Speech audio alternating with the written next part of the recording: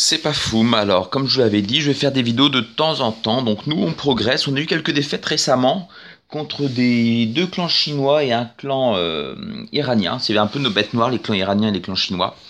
Souvent, c'est des gros clans avec beaucoup de préma, donc du coup, c'est assez difficile de jouer quand ils ont 10 HDV10 avec des troupes max, alors qu'en termes de def, ils ont réellement que 10 vrais HDV10, enfin que 3 vrais HDV10 plutôt. Donc des fois, c'est vrai qu'on perd un peu. Là, je vais vous montrer une guerre, notre dernière qu'on a faite. Donc nous, on progresse un peu. Bon, on peut voir déjà qu'on a loupé le 9. Après, j'avoue que vu qu'on était sûr de gagner, on s'est plus concentré sur le haut, on n'a pas tenté de le refaire. Donc voilà, le 9 c'est un HDV7 max, un HDV9 max. Il a eu 99%, bon bah tant pis. Le 5 a eu 91% et le 3 a eu 98%. Et je voulais simplement vous montrer voilà deux attaques de ce qu'on fait un peu sur les HDV10 d'en face, sachant que là le MM était plutôt équilibré dans le sens où ils avaient un niveau de def équivalent à nos villages, c'est-à-dire qu'on a posé nos TDE récemment. Donc du coup maintenant on a des HDV10 avec des defs d'HDV9 et des TDE 1.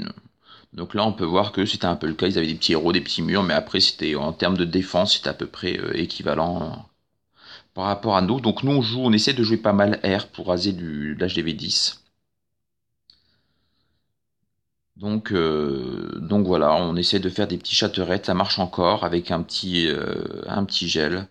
Donc je vais vous laisser regarder l'attaque. Donc on progresse petit à petit. Là sur cette guerre, il y avait 6 HDV10, on en a rasé 4, on était plutôt content de nous. Donc voilà, toujours le même principe, de Momo sur un anti-aérien.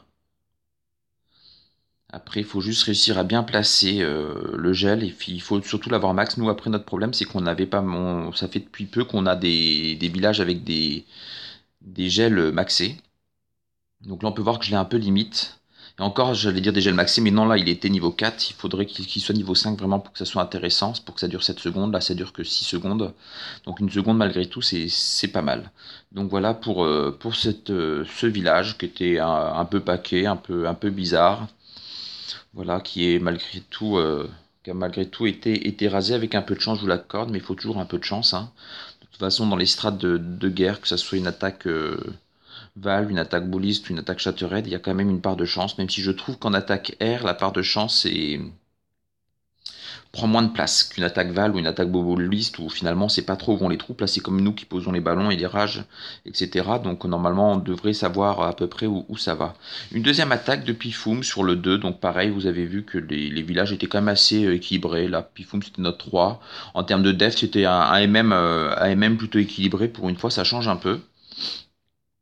Et du coup, c'est vrai que quand on a. Le problème, nous, c'est lorsqu'on rencontre des HDV11, à chaque fois qu'on a perdu, c'est quand il y avait des HDV11 en face, avec des troupes max et des plus ou moins bons héros, mais avec un gardien, bah, tout de suite, après un HDV11, bah, ça rase facilement nos HDV10. Et du coup, c'est ce qui nous a fait perdre. À chaque fois, on perd une ou deux étoiles à cause de ça, parce qu'on se faisait trino 10 alors par les 11. Et que bah, raser un HDV11, malgré tout, ça devient difficile. Même des fois, de faire une étoile dessus, c'est un peu compliqué, parce qu'on a rencontré des HDV11 max. Donc voilà, c'est pas forcément évident. On essaye toujours de faire avec les moyens du bord, mais c'est vrai que lorsqu'on rencontre des clans comme ça, bah, on se fait un peu avoir. Là, on peut voir que Pif a loupé d'ailleurs hein, son gel. Il a loupé sur la TDE. Après TDE 1, ça chatouille encore, ça fait pas encore trop mal. Pareil, là, vous pouvez voir qu'il reste pas grand chose, mais ça passe quand même et c'est quand même rasé. Et un HDV10 rasé, je peux vous dire que ça fait du bien. C'est assez compliqué de raser, quel qu'il soit d'ailleurs. Donc voilà pour les petites attaques et je vais en profiter pour vous montrer le type de village aussi qu'on rencontre et ce qui est assez compliqué du coup pour nous à gérer. Alors voilà, c'est ce que je vous disais, les MM difficiles à gérer, c'est la guerre d'avant, un clan niveau 11. On arrive à raser des HDV10 d'ailleurs. On arrive à raser deux HDV10, on en laisse un à 90% qui était un HDV10 max, mais malheureusement on tombe sur deux HDV11. Bon là on avait un HDV11, notre HDV11 qui est parti d'ailleurs un peu en rage quit, hein, notre ami Pofum, suite à ses nombreux files sur les HDV11 et sur l'HDV10 justement. Le problème c'est quand on joue et quand notre numéro 1 est un HDV, lui en l'occurrence un HDV10,5 avec des defs 10 maxés, on tombait souvent sur des types de guerres comme ça avec 2 HDV11 en face. Par contre, quand on tombait sur des HDV11, lui on est d'accord que POF n'avait pas d'aigle et c'était pas maxé, et on tombait sur ce type d'HDV. Donc on est d'accord que lorsqu'on a des HDV11 de ce type, de ce profil-là, avec la plupart du temps des troupes max, des bons héros et des villages costauds, ben, si notre 10 ennemis n'arrive pas à faire 2, ben, ça devient compliqué. Et le problème de POF, c'est vrai qu'il arrivait rarement à faire 2 dessus, et là en l'occurrence c'est Pif qui a réussi à faire 2 avec une petite strat qui marche bien aussi sur les HDV 10 en anneau. C'est la strat 5 guéris, reine avec bouliste et balle.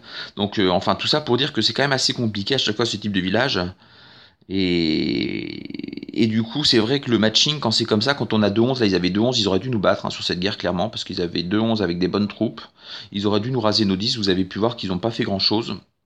Là, on peut voir le petit file de Pif aussi, on n'a pas encore des troupes max.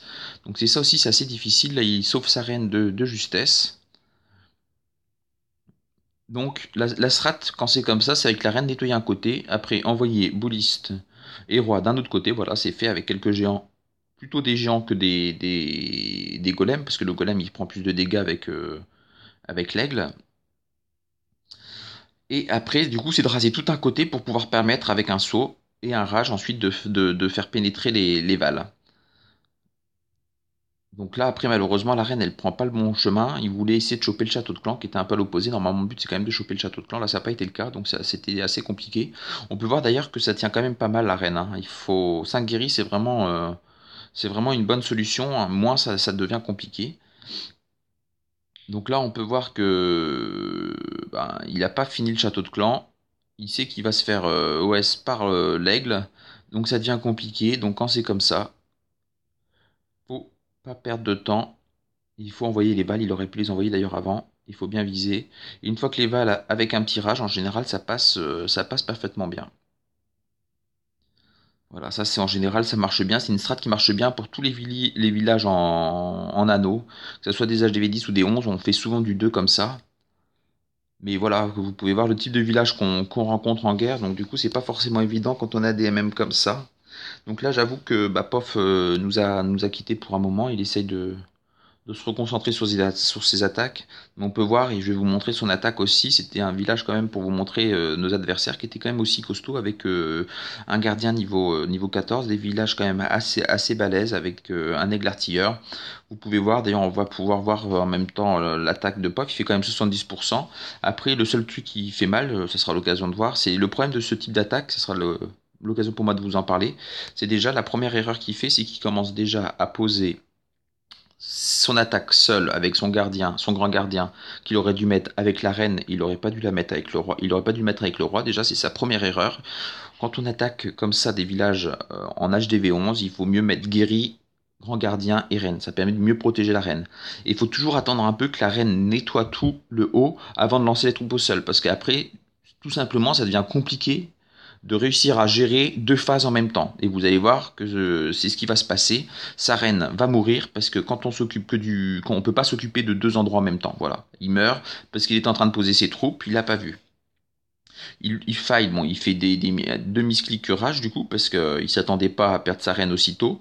Mais c'est parce que il faut savoir que dans ce type d'attaque, on a vraiment le temps. C'est pas pressé, hein. Il y a pas d'urgence.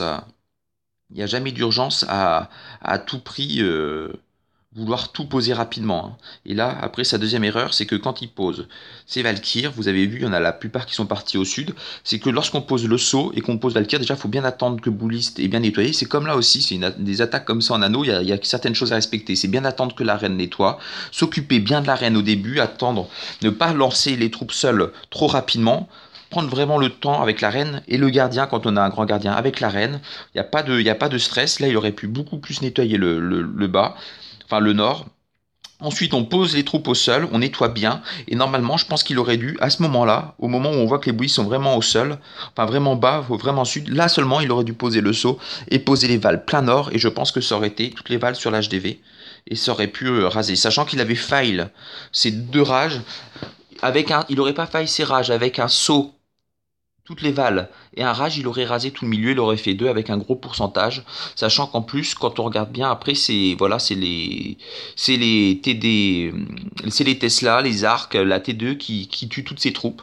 Donc vraiment, il y a certaines règles à respecter pour les villages en anneau, mais quand cette strat est vraiment bien maîtrisée, bah, comme vous avez pu voir sur d'autres vidéos avec notamment Julien, bah, ça peut raser de l'HDV 11 non max, et ça peut raser quand on a HDV 10, des HDV 10 en anneau. Voilà, merci à tous et à très bientôt pour une autre vidéo.